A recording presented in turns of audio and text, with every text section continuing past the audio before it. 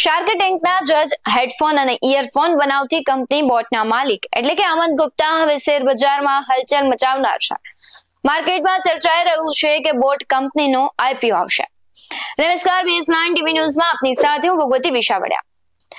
એક મળતી માહિતી અનુસાર ડેઇલી વેર વોચ અને ઓડિયો પ્રોડક્ટ બનાવતી બ્રાન્ડ બોટ આવતા વર્ષે ₹4,000 કરોડનો આઈપીઓ લાવવા જઈ રહી છે. આઈપીઓ માટે બેન્કર તરીકે ICICI સિક્યુરિટીઝ, ગોલ્ડમેન સેક્સ અને નોમુરા અંતિમ સ્વરૂપ આપ્યું છે. બોટ કંપની $1.5 બિલિયન વધુના મૂલ્યાંકનનું લક્ષ્ય રાખી શકે છે.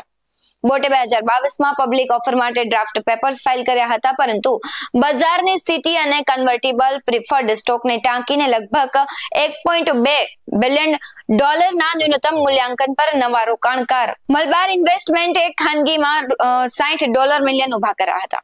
નાણાકીય વર્ષ 2024માં બોટની આવક 5% ઘટીને $3,285 કરોડ થઈ. ત્યારે આઈપીઓના સમાચાર આવ્યા છે કે જો કે કંપની હવે તેની ખોટ અડધી કરીને $70.8 કરોડ કરી દીધી છે. આઈપીઓના સમાચાર પહેલા તહેવારોની સિઝનમાં ઓડિયો સેગમેન્ટમાં વેચાણમાં વધારો નોંધવામાં આવ્યો છે. માર્કેટ ટ્રેકર IDC અનુસાર જૂન ક્વાર્ટર દરમિયાન વેરિયેબલ સેગમેન્ટના શિપમેન્ટમાં વાર્ષિક ધોરણે 10% ઘટાડો થયો છે અને વેરિયેબલ સેગમેન્ટમાં વાયરલેસ ઓડિયો ડિવાઇસ અને સ્માર્ટ વોચનો સમાવેશ થાય છે. અમન ગુપ્તા અને સમીર મહેતાએ વર્ષ 2014માં બોટની શરૂઆત કરી હતી.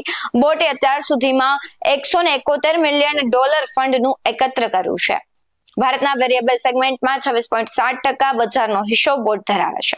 વિગતે વાત કરું તો અમન ગુપ્તાએ તેના બિઝનેસ પાર્ટનર સમીર મહેતા સાથે 2014માં બોટ કંપની શરૂ કરી હતી. તે સમયે અમન પાસે વધારે પૈસા નહોતા અને તે ઓફિસ પરવડી શકે તેમ નહોતું. તેથી તેણે દિલ્હીના હોજ ખાસમાં કોવર્કિંગ સ્પેસ લીધી અને ત્યાં પોતાનું કામ શરૂ કર્યું. તેણે માત્ર ₹30 લાખથી બિઝનેસની શરૂઆત કરી હતી અને આજે આ કંપનીની કિંમત ₹11,500 કરોડ છે. આવા જ વધુ અહેવાલો સાથે ફરી મળતા રહીશું. તમે અમારી YouTube ચેનલને સબસ્ક્રાઇબ કરવાનું, અમને Facebook અને Instagram પર ફોલો કરવાનું ભૂલશો નહીં. બાકી અવનવી અપડેટ્સ મેળવવા માટે જોતા રહો BS9 ટીવી ન્યૂઝ. અહીં આપેલી માહિતી માત્ર જાણકારીના હેતુથી આપવામાં આવી છે. બજારમાં રોકાણ કરતા પહેલા હંમેશા નિષ્ણાતની સલાહ લેવી જરૂરી છે. BS9 ટીવી ન્યૂઝ ક્યારેય કોઈને રોકાણ સંબંધિત સલાહ નથી આપતું. નમસ્કાર.